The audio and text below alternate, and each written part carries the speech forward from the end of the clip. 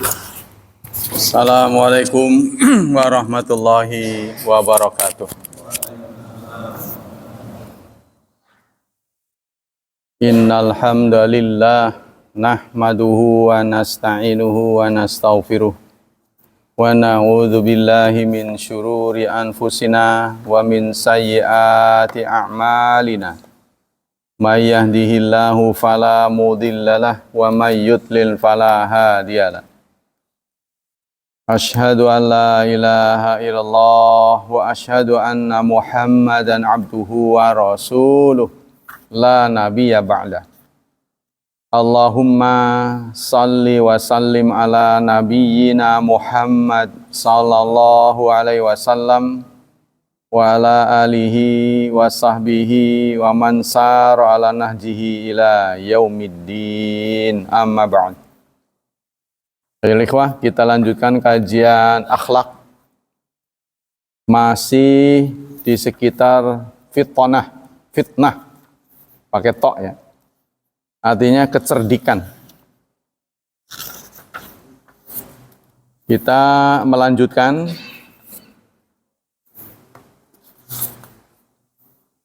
apa nih,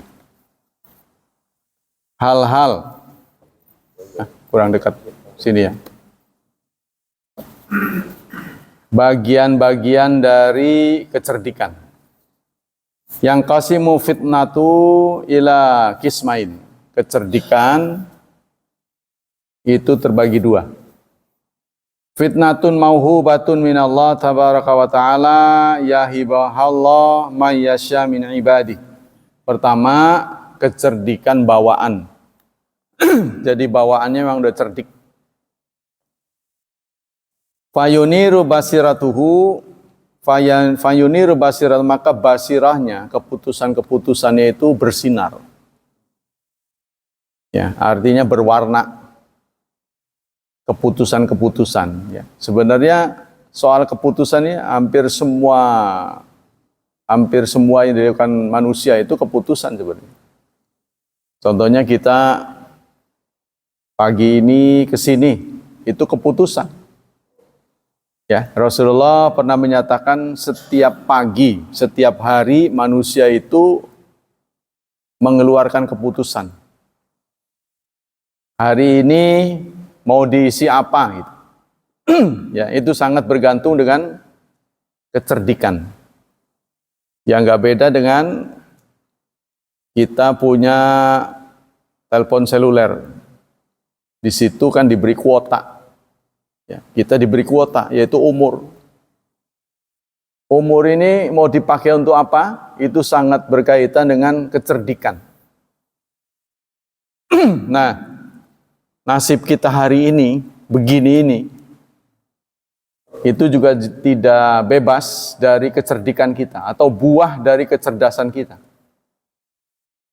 Buah kecerdasan Anda, itu yang membuat di atas 50% Anda seperti sekarang.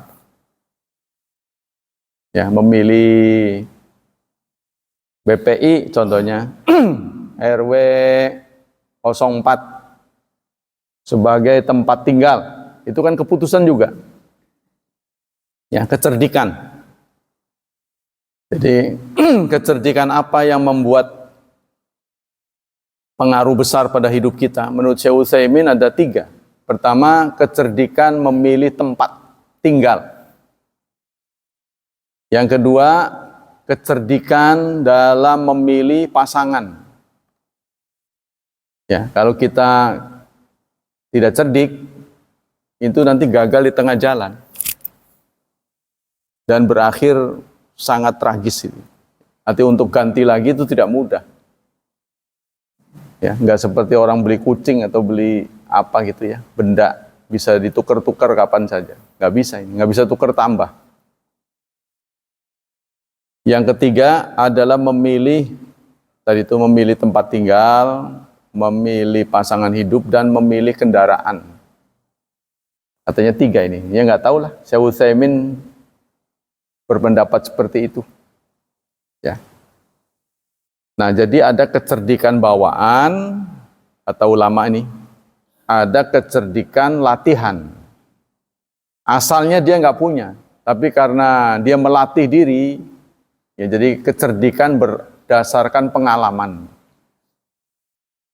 Contohnya orang Jakarta dibanding dengan orang kampung pasti lebih waspada orang Jakarta. Karena mobilitasnya tinggi, dia bergaul dengan berbagai orang yang jahat, yang baik, sehingga dia tingkat kewaspadaannya tinggi. Kadang-kadang ini,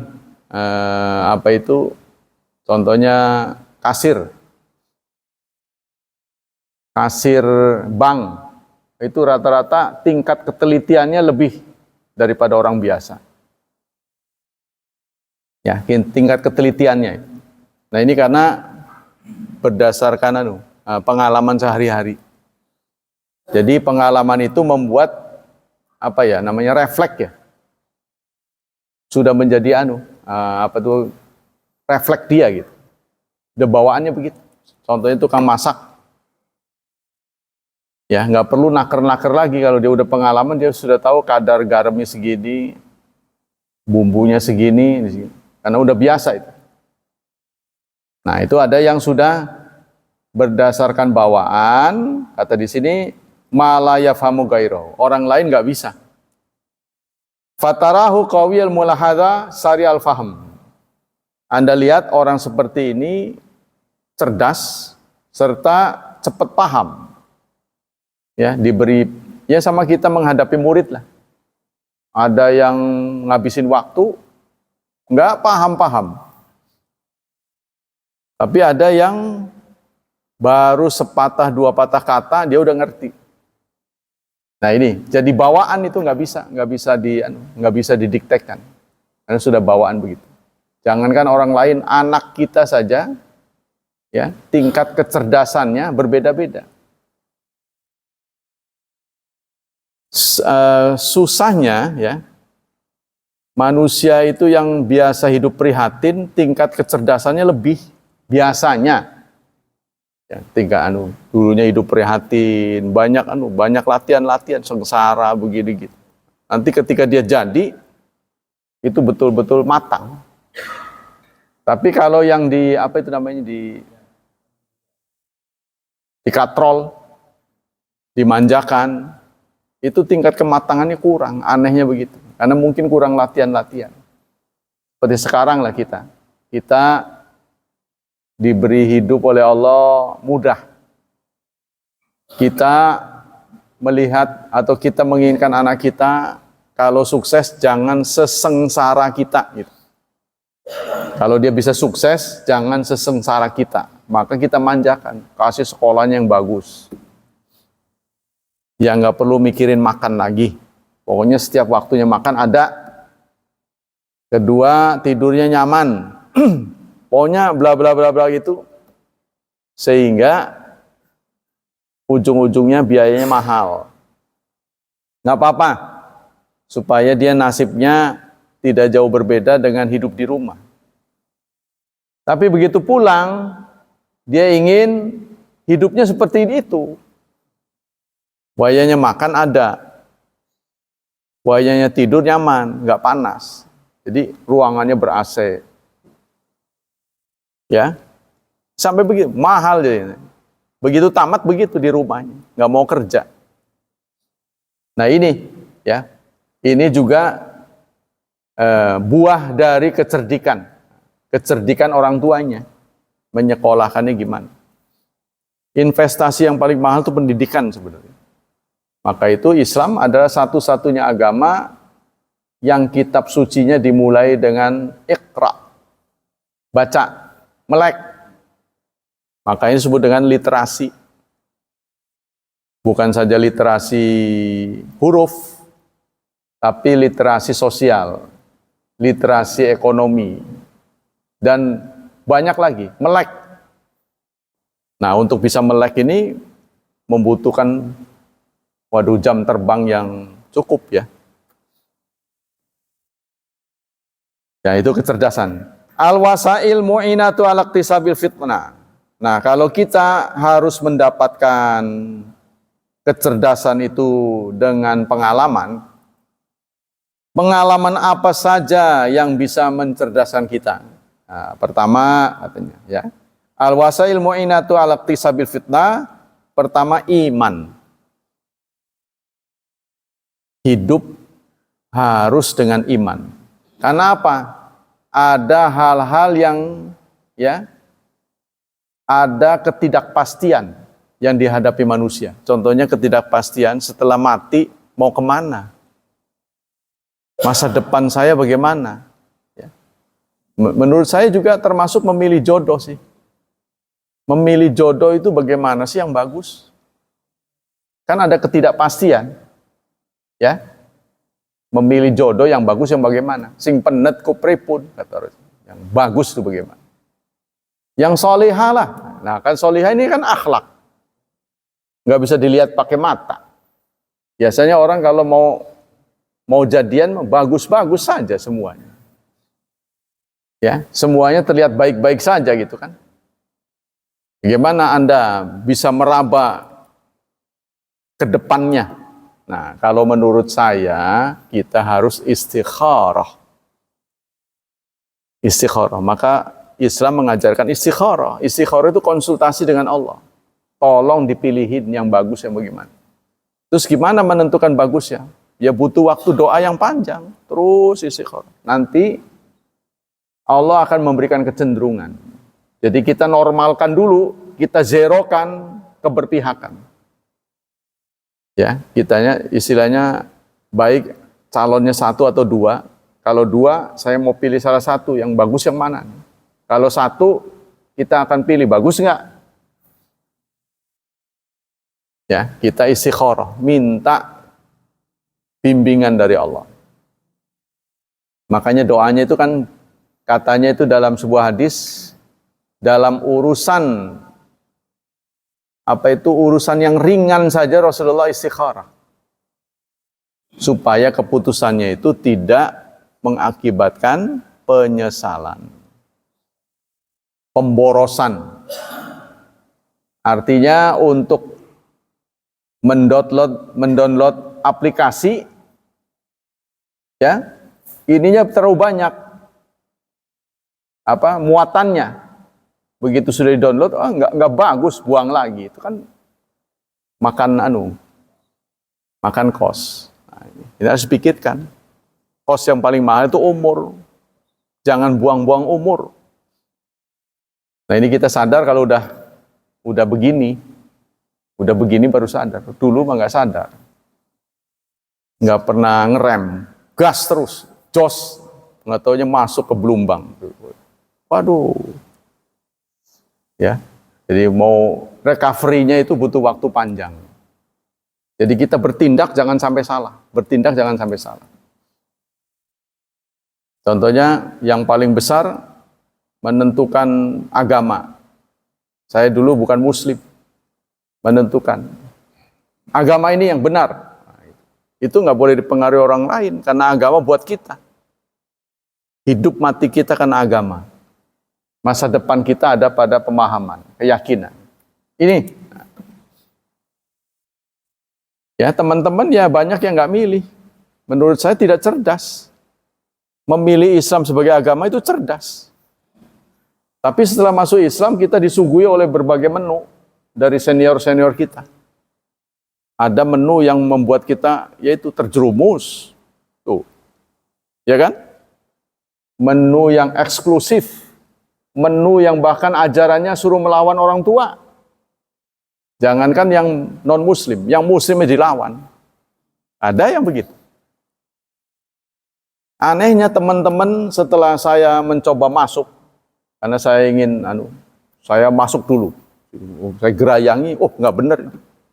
Saya beritahu teman-teman, nolak dia. Wah, nggak fitnah. Nah, berapa tahun kemudian dia baru sadar, iya nggak benar. Berarti kan telat tuh, telat mikir. Ya, udah masuk ke jebrus itu, ke jurang. Waduh, iya sakit. Baru dia sadar. Setelah itu baru sadar. Ya saudara pernah lah kasus di BPI dengan Ustadz dulu itu. Ya kan? Apa saya melakukan penyadaran 90% orang Pangurawi ketemu saya nggak negor. Diam, butuh waktu untuk sadar. Setelah itu baru dia, oh iya benar, ketahuan, kebongkar begini. Satu demi satu kebongkar.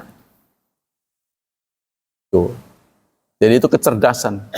Tapi ada juga salahnya, bukan selalu benar, ada juga kesalahannya. Saya memilih begini, ternyata salah. Ya kita jangan ulangi, kita evaluasi bahwa kita mengalami salah benar itu biasa, manusiawi. Tapi jangan terlalu banyak salah itu. Karena itu kita konsultasi dengan senior-senior yang sudah pengalaman. Ya, kalau konsultasi itulah menurut saya dengan senior. Bagaimana kita bisa konsultasi senior yang orang bisa kita colek? Gimana nih? Nah, itu enaknya begitu tuh. Jangan milih sahabat yang nggak bisa kita colek. Ya, walaupun dia bawa mobil, mogok, kita dorong. Udah aja, bablas. Ini yang kriterianya bisa dicolek. Gimana nih? Saya lagi susah nih. Bisa bantu nggak? Bisa lah. Nah, itu yang begitu. Yang kita pilih itu yang begitu. Jangan nggak kenal dipilih. Nggak tahu. Ini sama memberi kucing dalam karung. Saya berkali-kali menyampaikan ini, jangan sampai Indonesia ini terpuruk lagi gitu loh. Sekarang kita terpuruk hampir di semua lini. Hampir di semua lini. Termasuk ustadz-ustadz. Di mana ustadz-ustadz terpuruk? Yaitu snacknya jadi kecil. Sekarang istirahat tanpa snack. Apa enggak serongsongan itu? Habis ngajar, enggak ada yang membantu membasahi tenggorokan. Habis, jadi tadinya banyak jadi kecil. Kok kenapa jadi begini? Salah memilih pemimpin. Jangan salah lagi. Karena ini jarang disampaikan. Memang majlis-majlis taklim itu sering jangan ngomong begitu. Padahal ini yang menentukan. Yang menentukan 4 menurut saya. Menentukan takdir. Merubah takdir. Doa. Sedekah. Silaturahim. Pemilu. 5 menit menentukan 5 tahun. Bayangin. Sengsara 5 tahun. Tambah lagi. Kita ini jangan terus-terusan mau dibodohin terus. Anda nggak milih juga nggak apa-apa, itu hak Anda. Tapi kalau saya memprovokasi Anda untuk nggak milih, itu yang saya nggak benar. Tapi hak kita untuk memilih nggak memilih. Itu. Tapi kalau Anda nggak memilih, nanti suaranya akan jatuh ke orang lain. Jumlahnya dia akan banyak. Contohnya 10 orang memilih, kita nggak memilih, tinggal 9. Manhaj salafus salih sebenarnya melarang memilih. Kenapa? Karena demokrasi. Kebenarannya berdasarkan demokrasi. Orang bodoh sekalipun kalau nyalon, peminatnya banyak, dia jadi. Orang bloon, orang gila, orang buta, nyalon jadi. Kalau peminatnya banyak. 1, keimanan. Al-imanu yazidul finnah. Iman itu menambah kecerdasan. Li'anna usulati qadi mabniyatun ala nabdhi kulli ma min sya'nihi tadlil ra'yi wa tamsil basirah. Kenapa iman ini bisa menambah kecerdasan? Karena dalam ajaran keimanan, ya, kita diminta untuk mengimani yang baik-baik. Serta mengenal juga yang tidak baik. Jadi maksudnya kalau kita jadi orang baik, harus tahu yang tidak baik. Kalau kita ingin terang, kita harus tahu yang gelap. Kalau kita mau terang tapi nggak tahu yang gelap, nggak mau tahu yang gelap, maka kita akan terperosok. Kita ada dalam kegelapan pun nggak tahu bahwa itu gelap. Ya, jadi singkatnya, supaya kita jadi orang baik, kita harus tahu kejahatan itu apa. Kejahatan itu apa. Contohnya, kita supaya tidak berurusan dengan KPK, ya, tidak digelandang oleh KPK, maka kita harus tahu definisi korupsi. Itu kan? Jangan main terima uang aja. Jangan main tanda tangan saja. Jangan setuju pada nego apa saja. Itu harus pejabat harus tahu. Nego mana yang dipandang korupsi, mana yang tidak. Contohnya ada benda milik negara, kalau harganya biasanya 100, kita jual 50, ini korupsi. Katanya korupsi. Ya, itu jadi harus tahu definisi korupsi supaya kita tidak berurusan dengan pegawai KPK. Yang kedua, i'malu fikri wa muhalawatil fahm. Kita harus memanfaatkan pemikiran. Jadi harus sering melatih mikir. Nah, mikir ini bisa kita latih kalau kita ya punya lawan.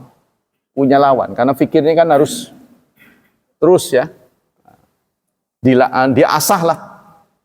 Sama dengan kita punya golok, didiemin aja di sarungnya nggak tajam. Tapi kalau sering dipakai tajam, sering diasah. Maka kita harus muhawalah, berdiskusi.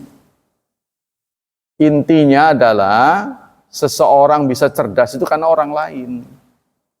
Nggak ada orang cerdas sendirian, nggak mungkin. Ya, cerdas itu karena bergaul. Makanya orang yang pergaulannya luas, biasanya pemikirannya itu lebih toleran. Biasanya, karena dia bergaul dengan banyak orang. Wa minal wasail aidan muhawal tafakkur fil asya wa fahmiha. Di antara wasilah adalah muhawalah. Ya. Jadi apa kata orang sini ngulik, mikir terus, berpikir terus, ngulik. Jadi jangan banyak diam, nanti tumpul jadinya. Banyak melamun, nggak ada gawe. Ya, walaupun kita memang sudah purna karya, sudah pensiun, ini jangan meniadakan anugerah Allah, yaitu otak ya, untuk berpikir. Wa imalu fiqra fiha fa inna dzalika yunammil fitnata. Nah, itu karena sesungguhnya mikir itu bisa melatih kecerdasan. Menurut saya permainan yang membuat cerdas itu diantaranya catur. Tapi nggak tahu kenapa ulama melarang. Mungkin itu ya. Iya, mungkin kalau lagi kagol gitu ya. Kalau lagi kagol dia nggak berani ninggalin. Jadi menurut saya sih kecerdasan membagi waktu. Ya bukan catur aja sebenarnya, ada tamu pas waktu salat. Bagaimana Anda punya kemampuan nggak untuk memberhentikan pembicaraan lalu datang ke masjid? Kadang-kadang nggak enak, rasa nggak enak.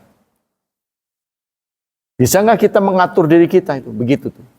Jadi supaya tidak terlibat, kalau ada, ya singkatnya kalau kendaraan, ada kereta lewat kan dia harus berhenti. Salat ini inna salata kanat alal mu'min kitaban mauquta, sama dengan kereta. Kalau kereta lewat, ya kegiatan lain harus terhenti, ditutup dulu. Yaqul Ibnu Qayyim mengatakan al-fikru huwallazi yunkilu min mautil fitnata ila hayatil yaqdah. Mikir itu bisa membuat evolusi, perubahan, ya, dari bodoh menjadi cerdas, dari cerdas menjadi lebih cerdas, dari lebih cerdas menjadi paling cerdas. Nah itulah, jadi kita harus banyak. Tapi itulah ya, kita bergaul dengan orang-orang yang sukses supaya kita ke bawah sukses. Jangan bergaul dengan orang gagal, nanti khawatir terbawa gagal. Yang ketiga, tarku fuduli ta'am wa syarab wa naum. Mengurangi makan, minum, dan tidur. Ini dalam bab ini saya nggak sepenuhnya setuju. Karena santri-santri dibuat begitu. Santri-santri yang saya ajar tuh bangun jam 2:30. Tuh, ya, lalu dia sampai subuh nggak tidur, sampai sekolah. Nanti sekolahnya malah begitu. Menurut saya kurang tidur ini begini. Jadi malah saat saya menyampaikan dia malah tidur. Apa karena suara saya membuat sejuk atau gimana ya? Heran kalau diajar sama orang lain kok pada nggak tidur gitu. Kalau saya datang tidur. Wah. Saya kan datang ke sini perlu ngomongin orang, bukan menceramai orang tidur. Kan sekarang serba salah ya. Kalau guru kejam nggak boleh. Nggak kejam ya begitu. Ada yang bahkan bawa makanan. Ada mas 1/2 kilo. Dibawa ke kelas. Saya maklum karena di sana warungnya cuma satu, berebut orang. Ya, menunggu antrian layanan saja bisa 1/2 jam, habis waktu istirahatnya. Dia jadi nggak makan, makannya dibawa ke kelas. Nanti kalau saya larang, dia sakit, saya yang kena imbasnya, diaduin ke orang tuanya. Nggak boleh makan gitu. Ya sudah, makan. Enak nggak? Kalau enak bagi-bagi. Kadang udah nguji ya, udah kasih ujian, dia kasih makan. Kamu itu belum punya banyak, udah ngasih saya. Enggak, saya bilang. Jangan mentingin ustadz, kamu aja kurang. Oh begitu ya Pak? Iya, nggak usah mikirin saya. Saya itu sudah dijamin datang ke sini itu. Nggak perlu kamu kasih makan minum. Yang penting melihat kamu belajar dengan sungguh-sungguh sudah bahagia. Nggak usah ngasih sesuatu. Jadi ada orang kan terbiasa itu. Seperti saya dulu sekolah kan. Pripun niki bocah-bocah Arab singkat tah Arab menengah atau luas penjelasan aneku. Lah sing luas ya, ari konon 3 bungkus. Bukan, gentong dulu. Jadi akhirnya murid-murid patungan tuh. Astagfirullah. Saya dulu aja udah begitu. Oh ada murid guru begini. Ya Allah. Jadi murid itu sudah diajar untuk begitu. Premen ke, singkat, sedang, atau daweg. Nah sing daweg gak usah, sing jelas, telu pun. Lamun sedang roro, lamun singkat siji. Patungan beli. Saya lihat praktek juga begitu. Dia cari tahu hari lahir gurunya. Lalu dia bawakan itu. Surprise. Kue tart, mereka patungan. Hari lahir Bapak berapa? Tanggal 30 Februari saya. Kan nggak ketemu.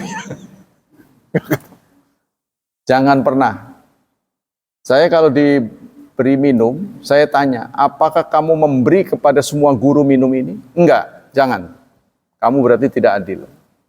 Jangan pernah berlaku tidak adil. Sehingga mereka nggak ngasih.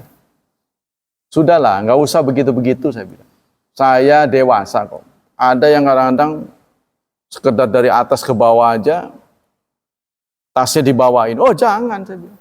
Jangan, ini tas-tas saya kok, saya bilang. Jangan dibawain. Nanti ganjaran saya berkurang. Nggak mau saya dibawain. Jadi ada produk kolonial yang masih tersisa. Jadi mau turun dari lantai atas ke bawah aja, tasnya suruh dibawain. Kecuali dia nggak akan ke bawah, lain hal.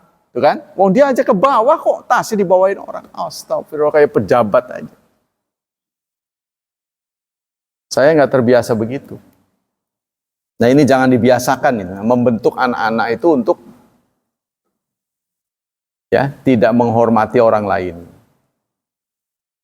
Yang kedua itu ya, tadi itu ya. Ketiga itu mengurangi makan, minum dan tidur. Ini saya kurang setuju ya. Kata Imam Syafi'i, "Ma syubi'tu mundu sitata asyara sana." Aku tidak pernah kenyang selama 16 tahun. Kata Imam Syafi'i. Jadi ulama-ulama membiasakan mengurangi makan, minum dan tidur. Kalau ini dihadapkan pada keadaan sih oke. Tapi kalau disengaja tidur dikurangi, ya dehidrasi lah. Sakit. Yang benar adalah makan jangan terlalu banyak. Itu benar. Tapi sering. Itu yang benar begitu. Tapi kan kalau di pesantren tuh dibuat begitu, waktunya jadi recok. Maka dibagilah. Pagi, siang, sore. Tapi begitu kan? Pagi, siang, sore. Nah, karena dibaginya pagi, siang, sore, makanya dipenuhin tuh kontennya ini. Makanannya dipenuhi. Jadi menyebabkan perut gemuk, perutnya gede. Kita tuh begitu. Yang benar adalah sedikit tapi sering. Jadi jangan sampai, kan ini pencernaannya ini, makannya itu, makanan dicerna itu kan menunggu giliran juga. Numpuk kan.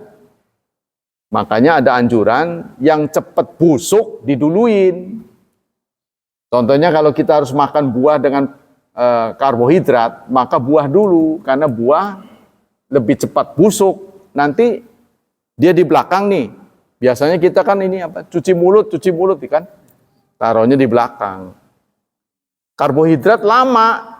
Jadi ketika nyampe antrian, si buah ini sudah busuk. Jadi menjadi racun. Itu rahasianya begitu. Jadi kalau yang cepat busuk itu diduluin. Ya.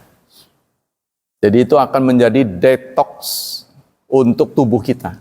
Jadi detox itu bisa dilakukan dengan banyak makan buah. Tapi kalau kebanyakan mencret.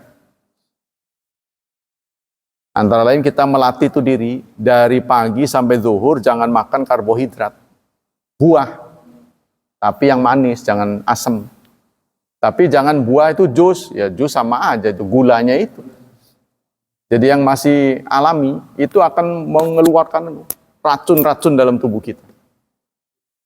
Ya, detox. Nah, salah satu yang ditargetkan itu bahasa Cina. Hak saudara benci Cina. Tapi untuk mendudukan Cina harus menguasai bahasanya. Lihatlah Nabi Musa melawan Fir'aun. Pertanyaannya, apa Nabi Musa ngerti nggak bahasanya Fir'aun? Arti, karena dia dari kecil di situ. Jadi strategi untuk mengalahkan Fir'aun, terutama ke depan, dimungkinkan Amerika ini bangkrut. Starbucks, setelah diembargo oleh umat Islam, dia rugi 186 triliun. Starbucks. Produk-produk yang membantu Israel tidak setuju terhadap eksistensi Palestina diembargo oleh umat Islam. KFC, Anda lihat tuh, sepi sekarang. Makanya dia promo-promonya banyak. Tapi memang sih pekerja-pekerjanya juga kita. Kan keroknya di situ. Wong semuanya pakai jilbab kan. Kerok memang serba salah, negara berkembang. Tapi mereka ada rilis di internet tuh, Starbucks rugi 186 triliun. Padahal kita baru hitungan bulan. Ya, baru itu. Amerika hutangnya bertambah drastis karena dia membiayai.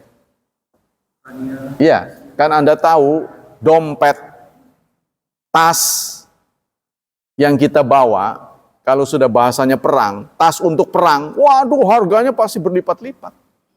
Traveling aja, pegangan kunci buat biasa dengan buat traveling jauh beda, ya kan? Kalau udah bahasanya apalagi perang, alat-alat perang pasti mahal. Nah itu disupport oleh Amerika. Nggak tahu kenapa ini kok Israel negara kecil kok bisa mengalahkan Amerika, itu yang saya nggak ngerti. Hebat itu. Kecil tapi didengar. Sama dengan Singapura. Teknologi ya? Iya.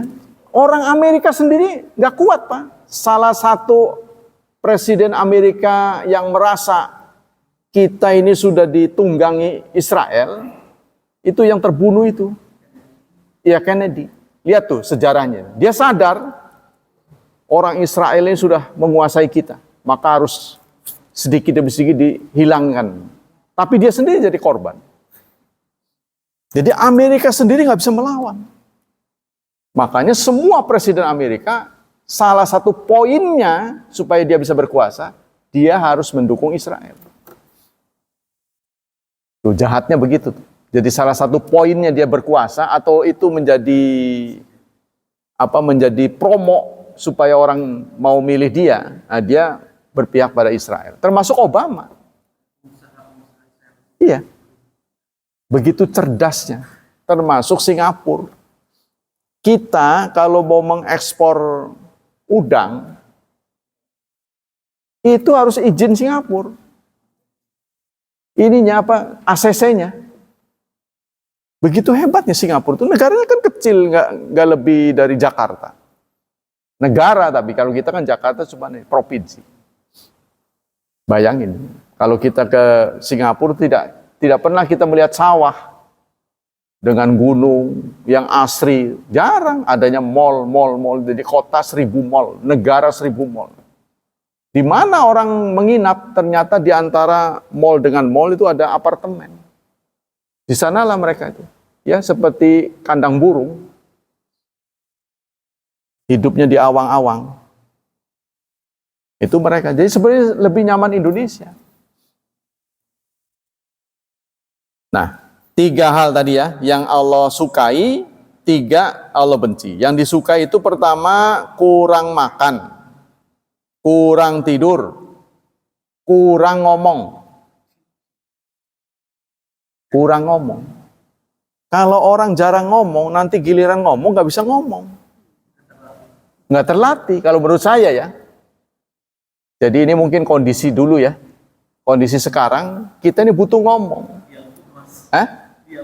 Nggak selamanya. Nggak selamanya diam itu mas. Ada kemungkaran menang baik. Tuh. Itu diwakili oleh kiai kita. Orang nomor 2 di Republik ini. Menang baik. Diam itu mas. Menang. Jadi apa kita yang menjadi rakyat ini dipimpin? Kok menang baik sih? Lamun baru menang baik mau tak pilih kan begitu kan? Jadi harus disesuaikan.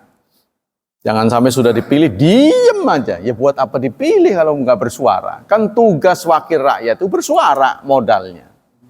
Sama dengan sabda Rasulullah, idza kana ahadu minkum ra'a mungkaran, kalau salah satu di antara Anda melihat mungkar, falyughayyir, rubah dengan tangan. Itu untuk penguasa, eksekutor, pemerintah. Ya, dengan tangannya dia menyuruh polisi, tangkap. Wa illam yastati', kalau kamu tidak mampu karena bukan ranahmu, falyughayyir bilisan, dengan lisan. Itulah tugas yudikatif. Pembuat undang-undang itu dengan kata-kata, dibuat huruf. Tapi yang kata-kata ya dilanggar ya gimana? Susah. Wa ilam yastati', kalau masih tidak mampu, ya, fabi qalbi. Wis aja kakean cangkem. Meneng. Diem. Diamnya itu artinya tetap berubah perasaannya. Tadinya suka jadi benci. Itu kata ulama begitu. Kalau diamnya itu nggak beda dengan orang nggak melihat mungkar, ya samanya itu mati. Bukan diam, itu mati. Orang hidup nggak mungkin tidak berubah. Pasti ada perubahan. Terus apa yang dibenci? Yang dibenci kan 3, yang disuka 3, yang dibenci. Nah, 3 yang dibenci ini lawannya. Banyak makan. Ya setahu saya, pengalaman saya kan makan sudah banyak nih. Sudah pengalaman kan, saudara-saudara sudah pengalaman berapa puluh tahun makan. Gimana kalau kebanyakan makan? Ngantuk. Kalau menurut saya yang benar adalah bukan kurang makan, makannya sedikit-sedikit kalau menurut saya. Bukan kurang makan, kalau kurang makan mah mikir juga nggak bisa. Lemes. Ya, jadi di sini kata di sini banyak makan yang dibenci oleh Allah. Tadi yang disuka. Yang kedua, banyak ngomong. Maksudnya ngomong apa saja diomong.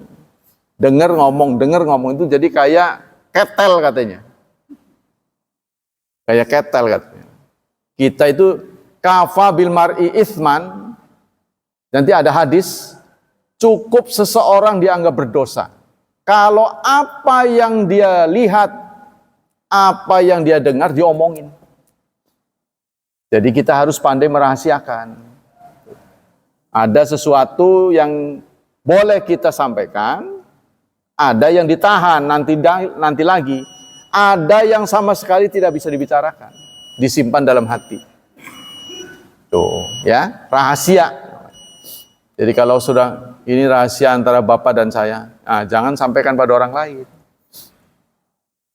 Nah, yang jarang bisa dilakukan oleh manusia ini perempuan. Perempuan itu sulit sekali menyimpan rahasia. Sulit. Pasti dia ngomong. Dalam satu kesempatan kebablasan ngomong. Makanya itu ngomong. Kalau pemilu yang adil, jangan seperti kemarin, jangan yang sudah-sudah, tuh kan? Tuh, kebablasan ngomong tuh. Iya kan?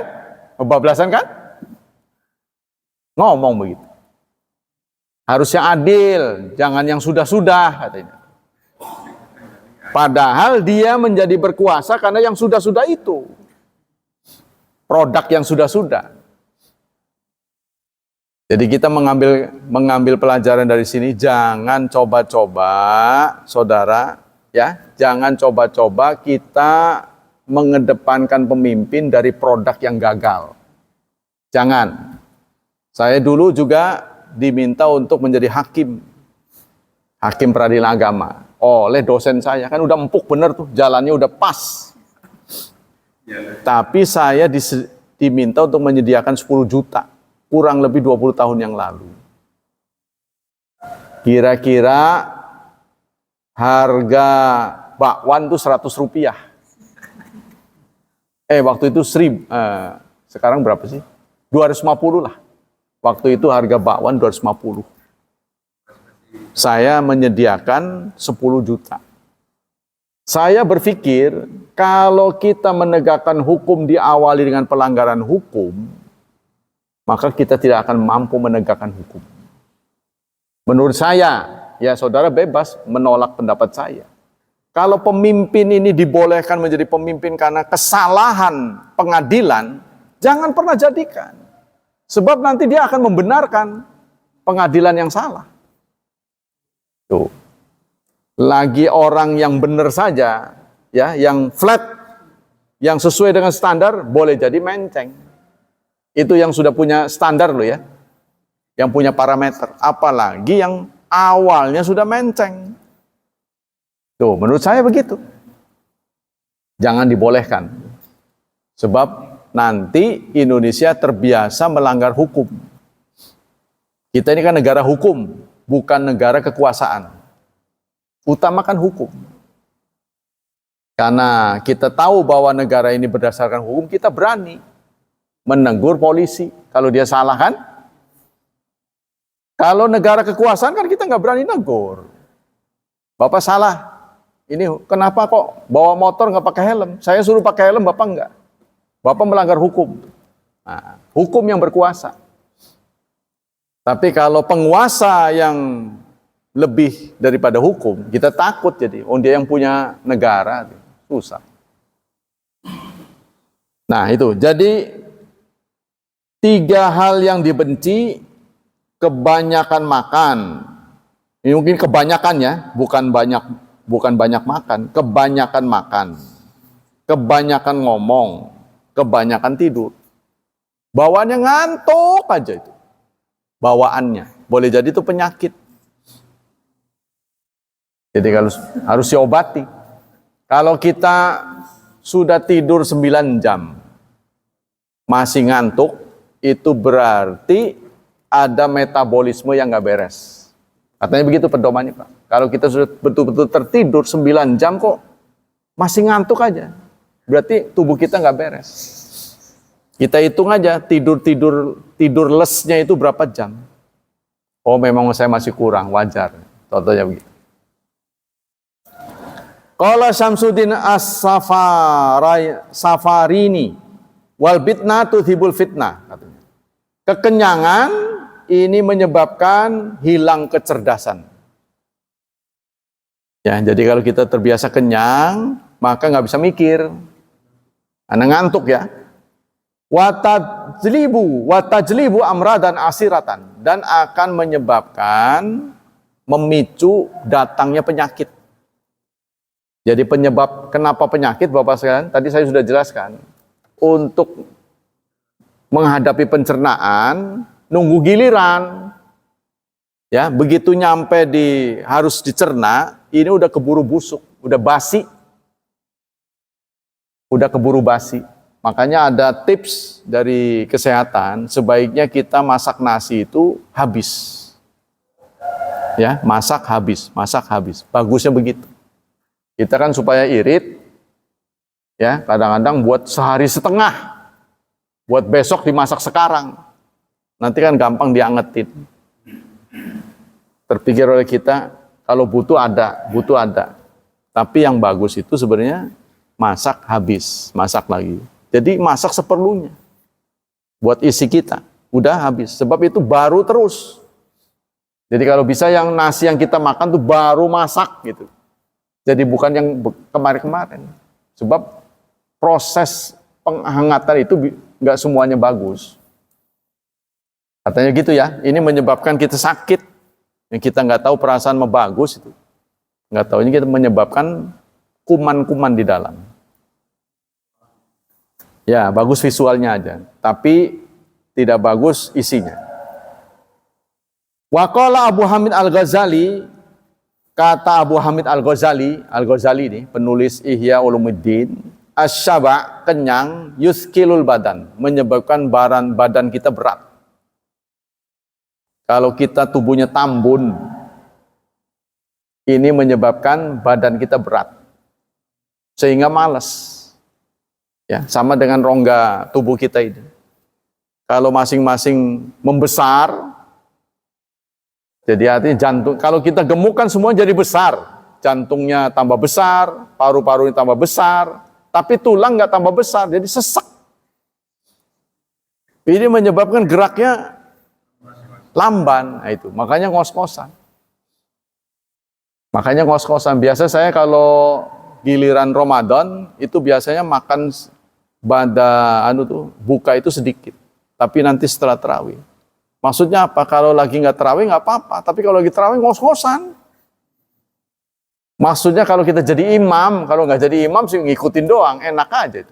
Yang jadi imam itu payah.